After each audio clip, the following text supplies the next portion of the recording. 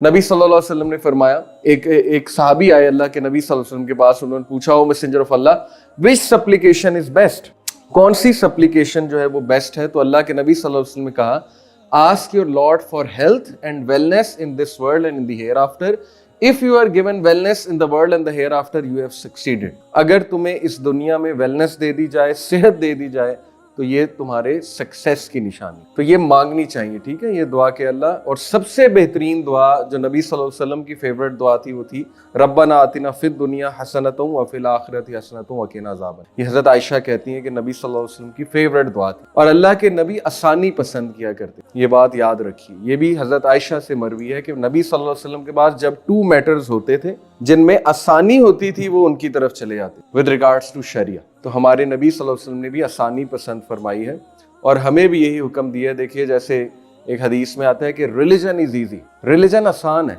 सो whoever ओवरबर्डन्स himself और herself, जो भी रिलीजन के मामले में अपने आप को बहुत ओवरबर्डन करेगा, will not be able to carry forward, वो फिर आगे नहीं बढ़ सके। तो वहां पे भी एक एतदाल पसंदी, एक मॉडरेट रवैया ही पसंद किया गया है। इसका ये मतलब नहीं है कि बंदा कहे कि अच्छा आसानी इसमें कि एक नमाज पढ़ ली जाए 5 की बजाय, तो आज से मैं 1 पढ़ूंगा। ये फराइज पर नहीं है आसानी, ये दीन के बाकी कामों में जो आपने जिम्मेदारियां लेनी, जो आपने गोल्स बनाने हैं, ठीक है, जो आपने विजन सेट करना है, कि उसके हवाले से है बेसिकली। जैसे आसानी की बात की जाए, देखें सफरी नमाज, नबी सल्लल्लाहु अलैहि वसल्लम ने आसानी तो क्रिएट की, अल्लाह और उसके रसूल ने, कि जब तुम सफर पे हो तो सफरी नमाज पढ़ो, पूरी नमाज ना पढ़ो।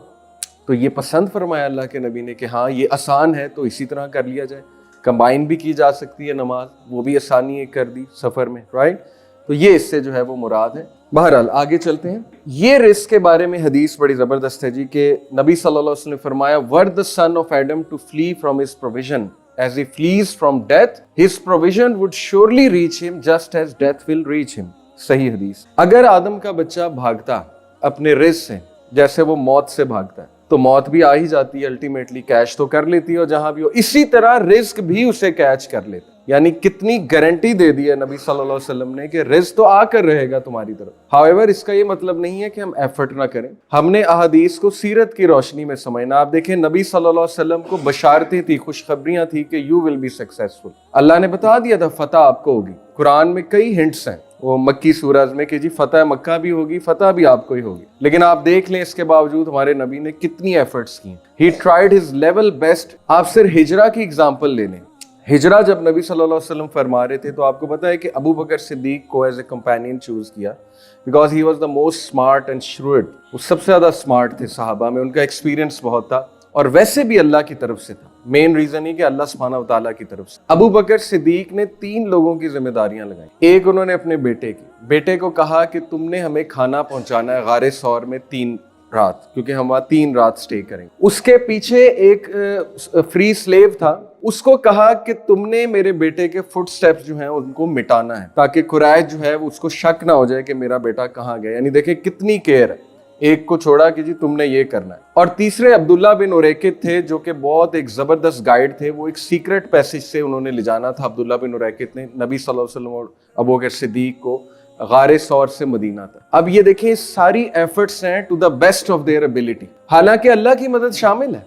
गार में जब वो लोग आए और वो नीचे झांकने लगे थे, जो मुशरिकीन, आपने बड़ा मशहूर वाक़या सुना है, मकड़ी का जाला बना हुआ था। अबू बकर सिद्दीक के दिल में खौफ आया। उन्होंने कहा कि या रसूल Allah, what if they catch us, they are about to catch us. ज़ाहिर इंसान थे, खौफ आ गया। तो नबी सल्लल्लाहु अलैहि वसल्लम ने कहा, अबू बकर व्हाट डू यू से ऑफ 2, जिनका तीसरा जो है वो अल्लाह सुब्हानहू व तआला है जिनके साथ।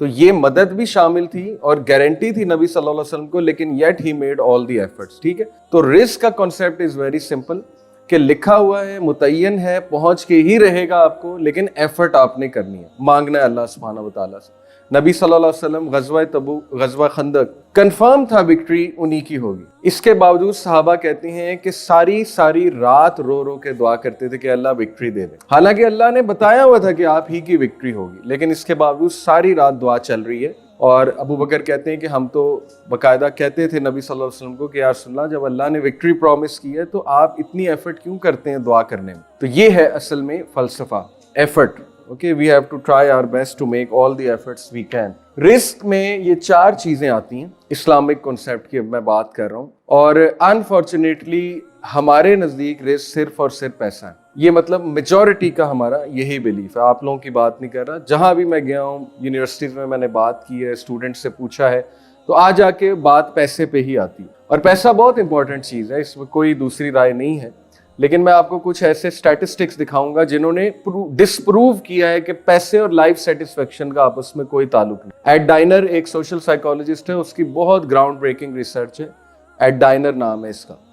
उसने एक रिसर्च की जिसमें उसने साबित किया, तकरीबन ये रिसर्च 15 कंट्रीज के स्टूडेंट्स के साथ और लोगों के साथ उसने सर्वे के थ्रू की, और पता ये लगा कि लाइफ सेटिस्फेक्शन और इनकम का आपस में पुअर ताल्लुक है, कोई ताल्लुक नहीं। लेकिन उसने एक और बात की, उसने कहा कि सेटिस्फेक्शन पैसे में नहीं है, सेटिस्फेक्शन इसमें कि how do you spend the money, इसमें असल में लाइफ सेटिस्फेक्शन। और फिर ये 2 चीजें उसने बताई। Number 1, if you spend on others, इसमें खुशी है।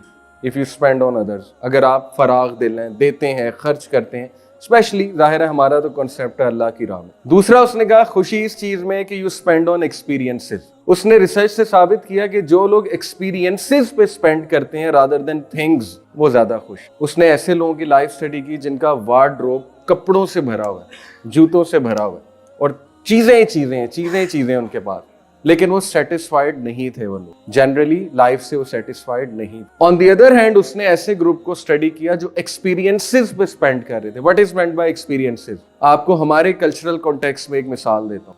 देखें, हमारे यहाँ शादियां जो होती हैं, जाहिर है उसमें जो लवाजमात होते हैं, और हम उन लवाजमात को ट्रेंड चल रहा है तो पकड़ लेते हैं। जैसे आजकल आपने देखा है स्टेज कैसे सेट होता है, 2 लाख तो उसी पे लग जाता है। वो जो सारे फ्लावर्स और ये सारी सेटिंग डेकोर है, फिर जाहिर है दुल्हा दुल्हन ने चल के आना है तो स्पॉटलाइट भी चाहिए, 20,000 उसके बाद जो उन्होंने एक एंट्री मारनी है तो वो अनार भी चलने चाहिए, 10,000 10,000 से भी ज़्यादा। फिर म्यूज़िक भी होना चाहिए, डीजे 50,000 डीजे ले गया।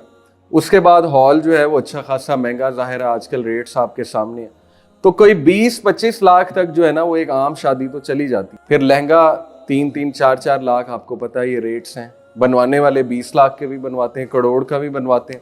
हालांकि उस लहंगे का मुकद्दर रद्दी है, उसने अलमारी में जाना है, उसके बाद पता नहीं वो आपने पहनना है कि नहीं पहनना है, शेरवानी हो या पैंट कोट हो, जो भी हो।